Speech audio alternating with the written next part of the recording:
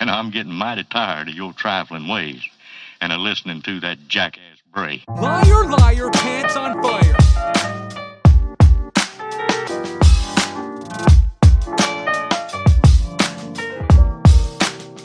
For old time's sake.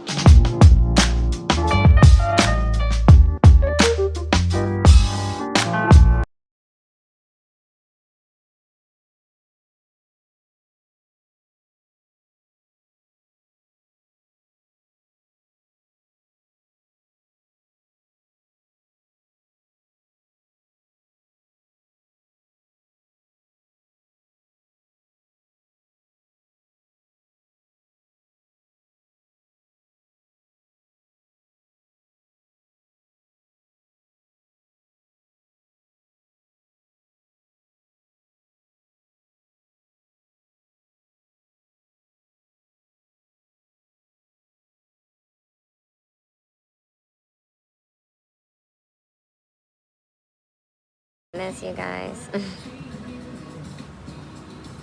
All I was trying to do was like have my little shower, get my little lunch, and get to work. And it has been a lot going on.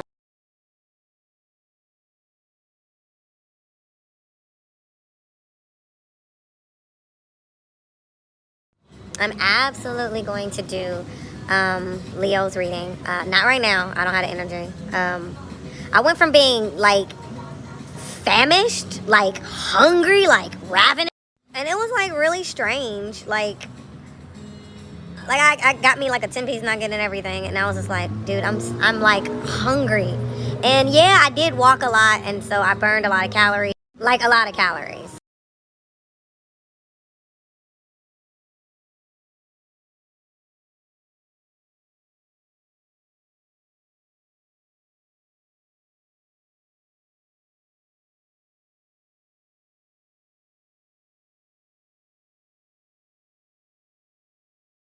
Right? And then I was like, well, I might as well just like get some more stuff.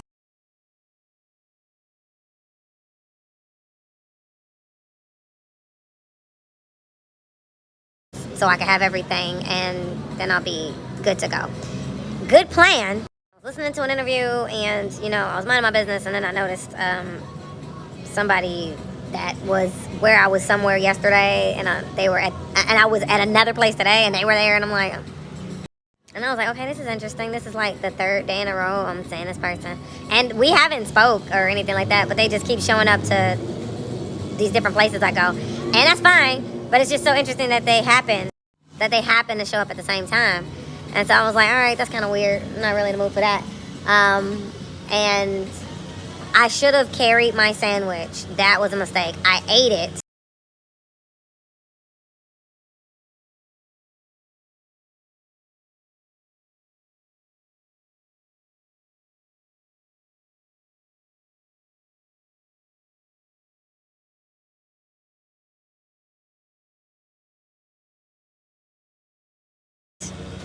And now I'm super full.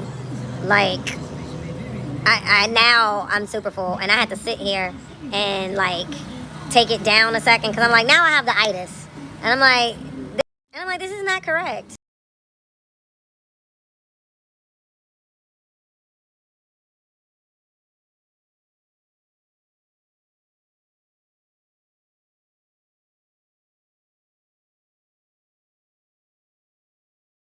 I was like, I had a grande coffee today. With my lunch, I had a large Coca-Cola. Large. That's caffeine. And I'm like, I shouldn't feel like this. So I'm going to just be still for a second. And so I was like, all right, fine, I'll sit here. And I remember that I came up with a t-shirt idea. And I was like, I don't remember what it was, though.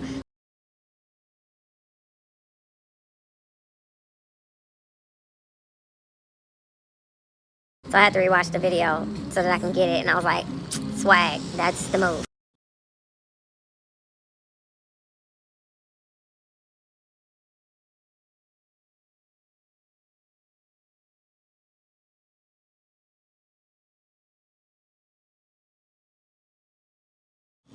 So I'm focusing on that and some other things. And then I'll be doing the Leo reading much, much later, and also not here. Apparently, yeah, I'm good. And I've already been approached by somebody who offered me a ride. Like, where are you going? And I'm like, calm down. Like, I don't want to do that. I appreciate it. I appreciate the offer. Thank you so much. I'm not hopping in the car with nobody. Just, it's all good. No tea, no shade. I didn't take it a certain way. Nothing like that. I just was like, I'm not comfortable with that. Thank you, though. I appreciate it. And so, yeah. I'm trying to, the energy is a little weird right now. Right now, I'm working on trying to really figure out how to get into the Airbnb game.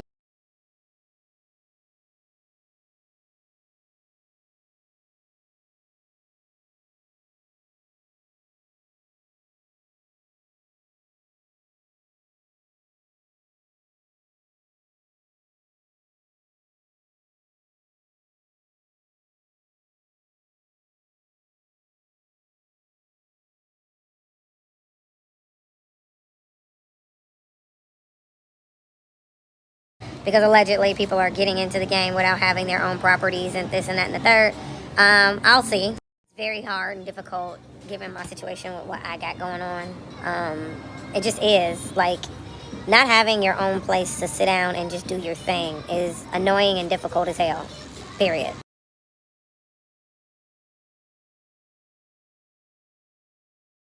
And the people who purposely put me in this situation on purpose,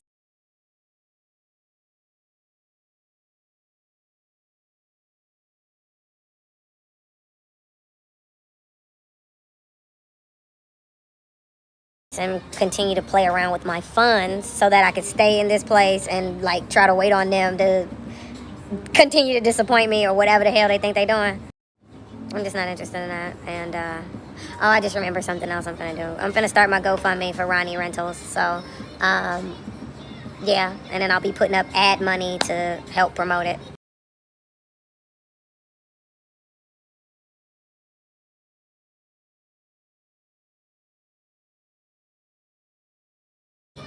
I'm just not in a position. I go through enough gaslighting and emotional abuse.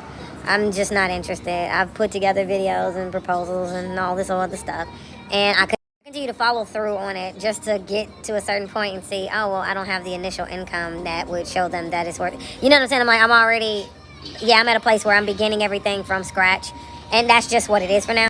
It's not like I haven't been applying for jobs since June.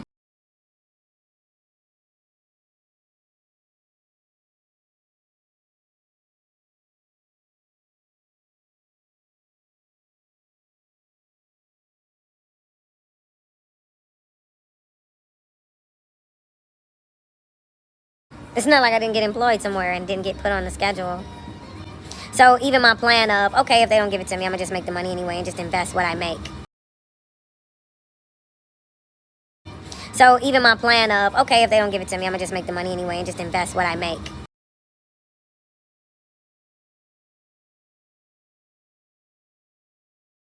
Now I'm just at a place where I'm just going to continue to put out my content, and people who support it, people who don't. I mean, YouTube isn't even letting me upload videos to my channel anymore. That's how controlling people have gotten. A channel that I've had and owned since 2006. Like, for real, screw entertainment, screw all that stuff. I have a skill that I have that can generate me anything from as low as $50 to $400 a day. Bartending. But they be so full of crap around the fam. I mean, even when I turned up my hustle with Instacart and I was about to start barber school, they had to interfere with that. They had to, like, harass the people at the barber shop.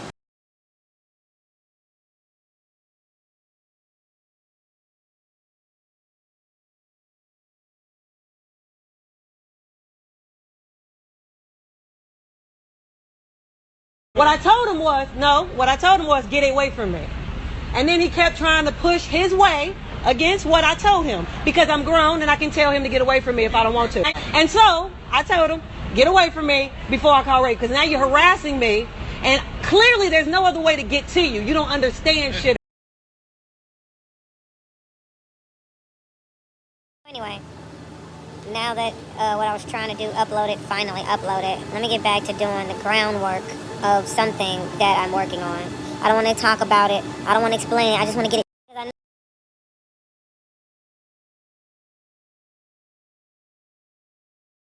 I know where I'm headed. I know what I'm working on, and I know what I need. And so I have, especially based off of all the things that people are doing and how they're trying to make it difficult for me, I figured out a way to circumvent that. So now I got to go back and put a system in place so I can get my booking game back up, so I can do other things, and so I can sell products. I'm tired. I don't want to keep explaining this to people. I just want to be left alone and running for him.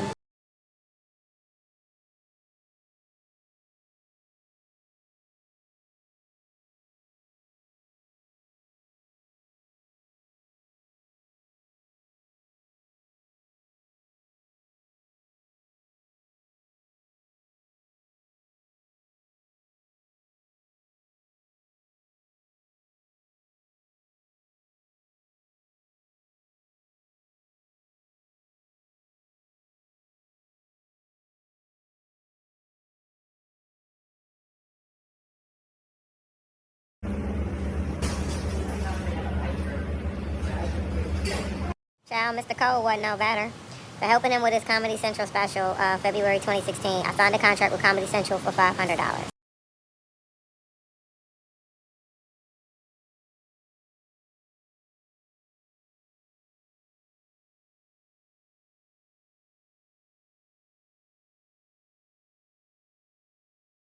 Right.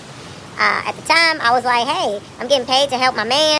You know, when you're working with friends and stuff like that, usually you're doing stuff for free, but I'm getting paid to kick it with my homie. You know, I'm getting paid to, help him out on something that is monumental and important to him. It's not about me, right? But I got cussed out. But he cussed me out because he was feeling insecure. He didn't have a good set the night before, and then he didn't like the way he performed on the first show. I spend the second show crying, and then I got to go sit next to Cootie and Chike and help out with the teleprompter. Then, when we drive into the club to go celebrate, I get into it with Brooklyn and her sister. Her sister was mad disrespectful and popping off in the back seat. But we was in an SUV, and there was multiple lives at stake. We were doing about 70 on the interstate, but I was really holding myself to not leap into the back seat and punch her square in the face. Hey girl, you said pull up, we here.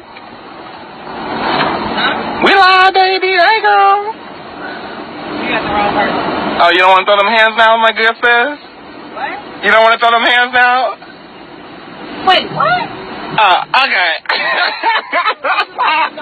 And I just looked at him, and I was like, oh, this is okay with you. You're good with this. So from that point on, the energy was different. The rest of the night was a fluke, and I was so disrespected and unappreciated. I just was over it. I was like, glad he did what he did, but I'm going to just go back to my room. He was mad that I was going to go back to my room.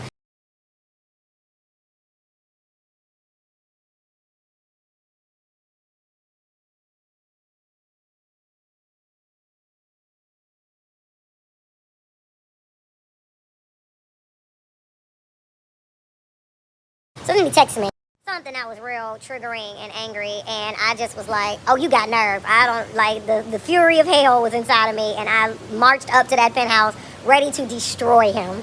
They in there jamming out to El DeBarge,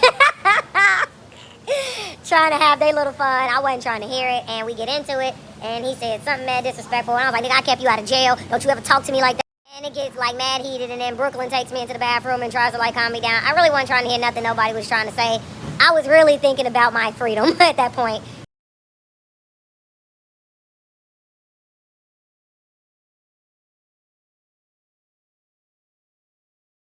And I was just like, I'm done with this. Like, if I was like, the ending of this is not going to be good. If I act out on my anger, the ending of this is not good, and it don't matter. And it's not going to solve nothing. The problem is I'm hurt. The problem is I'm hurt.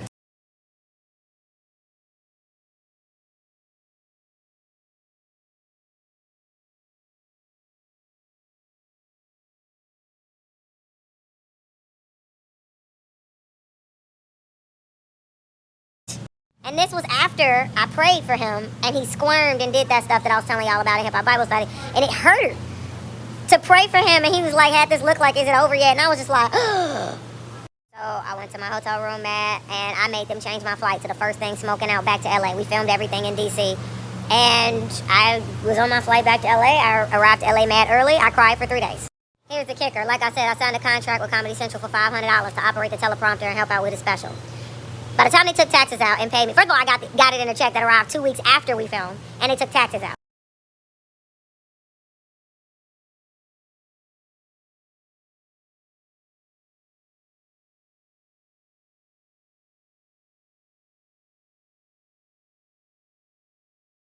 After they took tax out, I only made $350.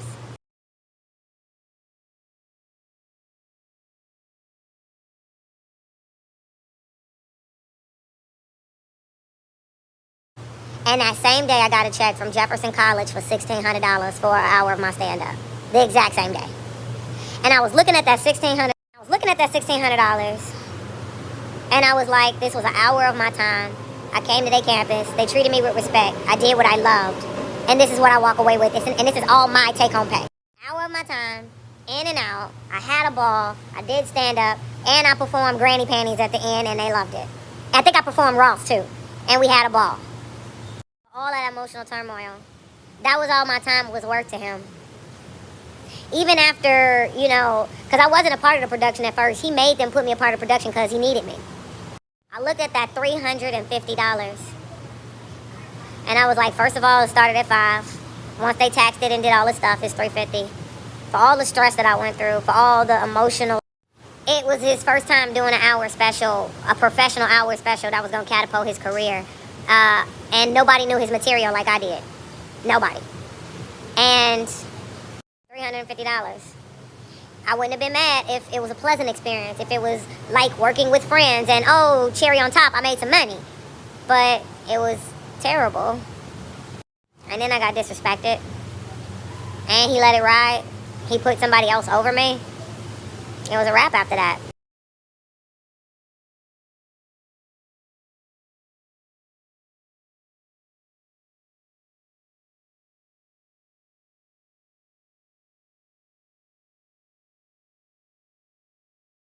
It was a wrap after that. Nothing was the same.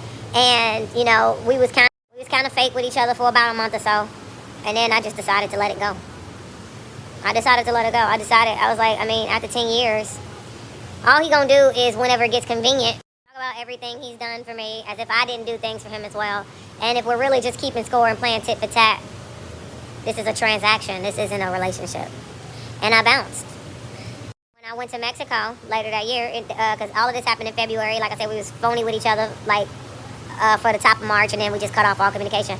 In April, I was in Mexico celebrating my 10-year comedy anniversary. He called me, he texted me, because I was in Mexico, so I was on Wi-Fi, but acting all possessive, asking me who was I down there with, and I was like, that's questions my man should be answering, and you're not him. He did the same old victim stuff. Then he tried to invite me to Conan, acting like he had something for me. I was like, I'm straight. I'll never need that again. I'm straight. Of course, he didn't like hearing that. And then the 50 sketch show shit happened in New York that June. So April was when that fall. We fell out in February. Was kind of cordial a little bit in March. Just hey, okay, hey. And then when I went to Mexico in April, I let him know this ain't a thing no more. I'm good. No, thank you. I almost didn't make it back in the country arguing with his ass. That's how distractions and goofy shit be happening. So when all that happened in June and those pictures hit the internet, people felt the way. And I'm not responsible for that. People need to be responsible for how they treat people. I don't apologize for none of that. It is what it is. And everything was professional. I never even posted my first picture with him until his actual birthday, which was July 6th. I never posted anything with him. And then I didn't talk about it, and I kept it to myself, and I was minding my business. Nobody knew nothing but my sister and my best friend. The mistake was kicking it with him around my birthday. Going to that power party, hanging out with him and Lala and everybody. They putting it on the internet and made a video for Instagram. And I had it all on my Snapchat. And so, that's why I deleted Snapchat after that. I don't even fool with Snapchat no more. Because it was just a bunch of people looking at my stories. I don't know who was all looking at it. And, the rest is history. And I'm getting mighty tired of your trifling ways and of listening to that jackass Bray. Liar, liar, pants on fire.